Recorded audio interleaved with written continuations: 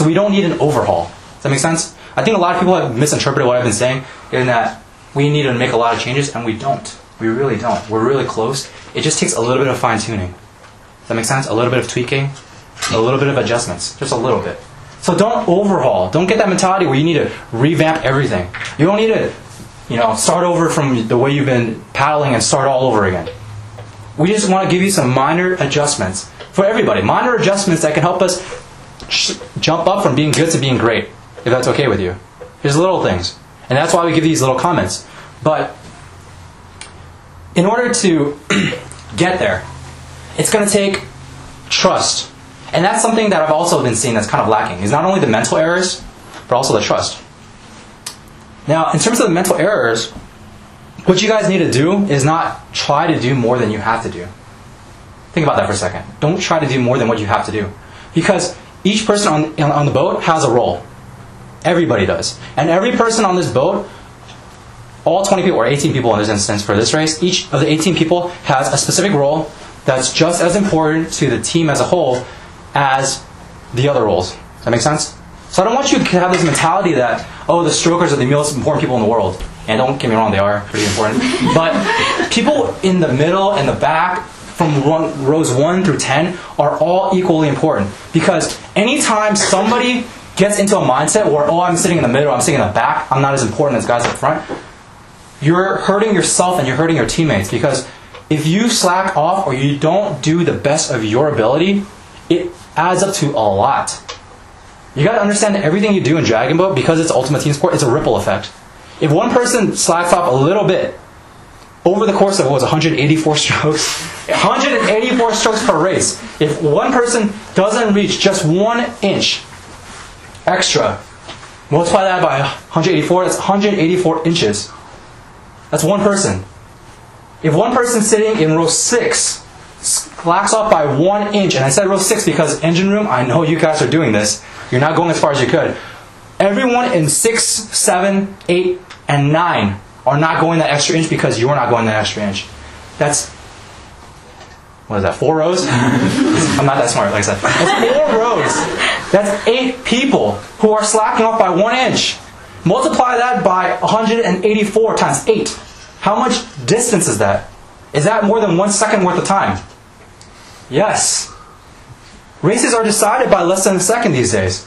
You've got to understand that every person counts, every stroke counts, every hit counts. It's only 2 minutes of time. It's a very short amount of time.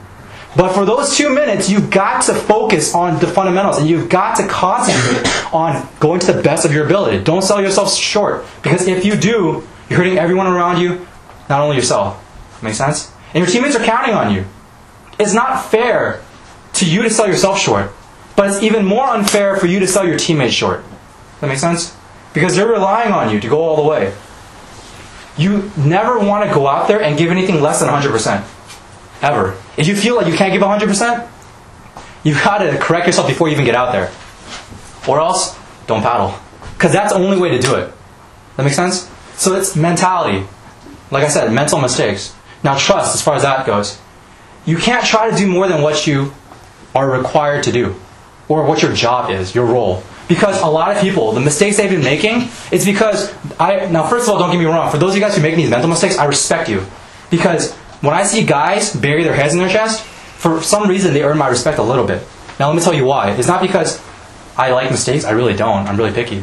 But the reason I respect you is because I've been there, I know what it's like, and I know that you bury your head because you're tired, and you want to give it a little bit extra because you're tired. I know that, I've been there. I know the feeling. And you're so tired, you can't even breathe, and your muscles ache, and your mind is starting to lose focus, and you're starting to slip, but you just want to find it within you to give it a little extra. And that's why your head's buried. I know that. But listen to me. That's why I respect you. But listen to me on this. Is that you cannot try to be Superman on this team. We don't need that. We only need you to go to the best of your ability, not more than that. Don't try to overpull. Don't try to dump too much when it's not time. That's why the back rush comes. That's why the middle engine rush comes. Is because you guys are trying to do too much. You've got to trust your teammates. Trust that your strokes and your first 3 rows, your timing box is going to set the way for you. You've got to rely on them and believe in them. Because they're going to lead you. Does that make sense? So row 6 through 10, you've got to trust the first 2. Rows 1 and 2, you've got to trust the back end that they're not going to rush you. You see, it's mutual trust that's going on. Does that make sense? So when we give you criticisms, when I tell you to do something, trust me. Trust that I'm telling you this because I want to see you guys bring the best out of yourselves. Not because I want to sound like an ass, and I know sometimes I do, and I apologize for that. But trust that we're in this together, we're fighting the same fight, and we're on the same team. We're on the same side. Does that make sense? So we're in this together. We're trying to work toward the same goal. Alright? And that goal is to win. And in order to win, first thing you got to do is believe. And I don't see that enough in this room, on this team. Ever since Arizona, I haven't seen that. This belief. Because that comes from up here and in here. The two things, heart and mind. I can't teach you how to believe. Does that make sense? I can't give that to you. But you've got to find it and hold on to that. Because no one can take that away from you, is believe. And I don't care if your opponents don't believe in you. I don't care if, you're the sponsor. I don't care if Dr. Chen doesn't believe in you. Because I think he doesn't right now. I don't care if he does or not, but you have got to believe in yourself. And not only believe in yourself, but believe in your team. Because as soon as you lose that belief, that's where the passion goes. That's when it withers and dies, is if you don't have belief. You've got to believe. If you don't have a reason to believe, then come talk to me and I'll give you a reason to believe. Because I've seen you guys enough. I feel like I've watched you guys more than most people, except for maybe Sandy, because she's in the back too. But I've seen you guys so much, I can give you so many reasons to believe. Because for little spurts, I've seen great things happen, for little spurts.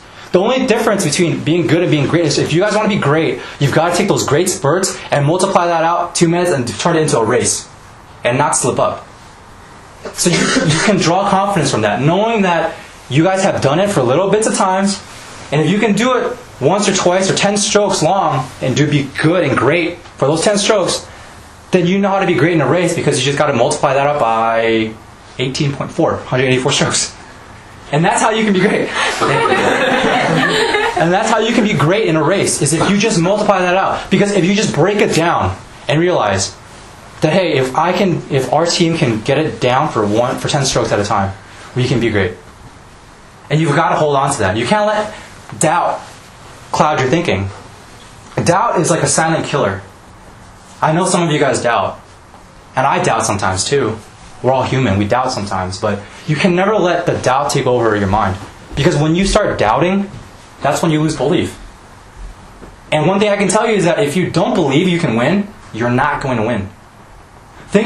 Just think about it for a second. And I'm not trying to sound philosophical here. I'm just telling the truth. Think about all the greats in sports. Like Michael Jordan. Do you think Michael Jordan ever went inside his locker room in a playoff game and said, guys, we're down by 20 right now at half. I don't think we can pull back and win this game. Let's save it and give it for the next game. Do you think he ever said that to his teammates? Of course not. He probably went in there and said, guys, we're down by 20, but if we focus on the fundamentals, we can pull this out. I believe in you guys. I believe we can pull this out. Because that's how all great things happen, is first you got to believe. I can't teach it to you. You've got to find that within yourselves. Look at this right here. Just look at this. This is proof that it can be done. We're not trying to do something that has never been done before. It's been done. The bar has been set already, you guys. This team has been the best team in California. Does that make sense? Do you know how many teams are in California? There's a lot. There's a lot of teams in California. And we've been the best. And we can get there again. But you got to understand that it gets harder every single year. That's the thing. So you can't let up. Because other teams have seen you guys win. Have seen this team win. They know that we have this here. And they're trying to get it too. So you got to try harder than you have before in the past. You've got to want it more than you have in the past, or else they'll take it from you. Alright? You've got to think about it that way. Now, in closing. Hold on a second. I'm almost done. Dork.